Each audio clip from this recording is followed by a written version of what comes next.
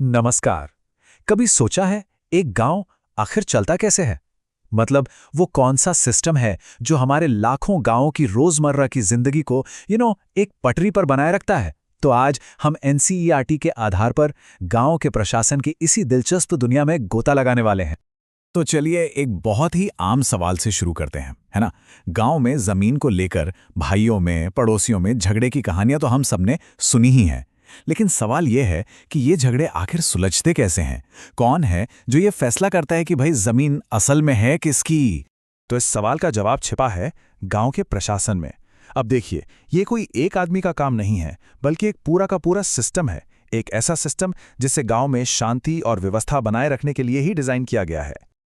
अच्छा, तो ये प्रशासन है क्या चीज? बहुत आसान शब्दों में कहें तो ये वो प्रोसेस है जो गांव में सब कुछ ठीक ठाक चलाता है। एक छोटा सा उदाहरण लेते हैं। मान लीजिए पड़ोसी का पेड़ गिरकर आपकी जमीन पर आ गया। अब क्या होगा? इसका निपटारा कौन करेगा? बस यहीं पर गांव का प्रशासन पिक्चर में आता है, जो ऐसे मामलों को सुलझाने के लिए एक प्रॉपर ढांचा देता है।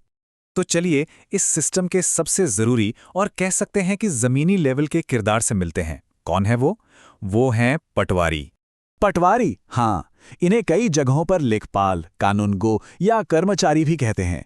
ये गांव के वो ऑफिसर हैं जिनके पास जमीन से जुड़ा सारा का सारा हिसाब किताब होता है। सच कहूं तो ये इस पूरे सिस्टम की रीढ़ की हड्डी हैं। अच्छा, तो अब जरा इनके काम को थोड़ा और करीब से समझते हैं।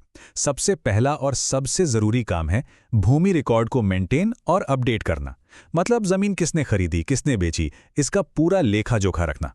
इससे क्या होता है, सबको पता होता है कि कौन सी जमीन किसकी है। दूसरा काम खेतों को नापना।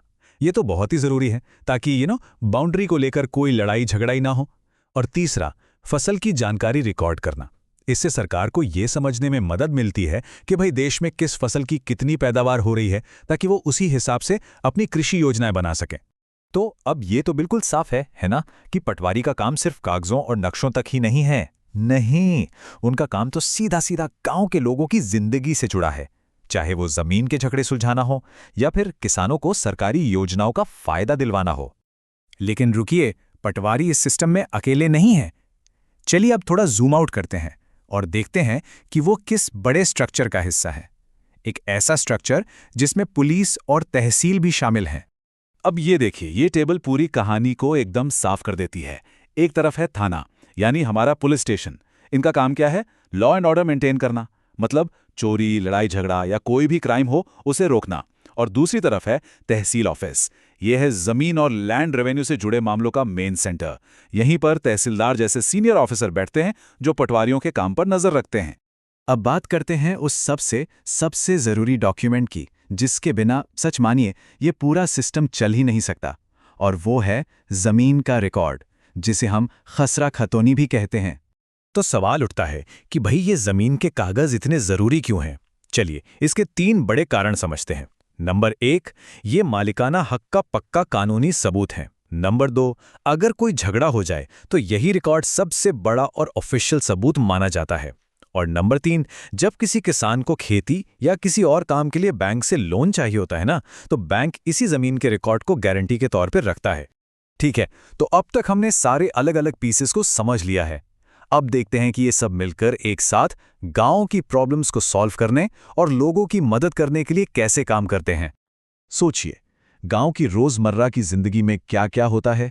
खेतों की मेड़ को लेकर झगड़े, पीने के पानी या सिंचाई की दिक्कतें, टूटी फूटी सड़कें या फिर गांव की साफ सफाई। ये सारे जो मुद्दे हैं ना, इन सबको हल करने की जिम्मेदारी इसी एडमिनिस्ट्रेटिव स्ट्रक्चर की होती है। और इस पूरे सिस्टम को बैक कौन करता है? सरकार। सरकार का काम है ये पक्का करना कि ये पूरा एडमिनिस्ट्रेटिव ढांचा मजबूती से काम करता रहे, गांव तक जरूरी फैसिलिटीज पहुंचे और लॉ एंड ऑर्डर बना रहे। तो आखिर में हम क्या कह सकते हैं?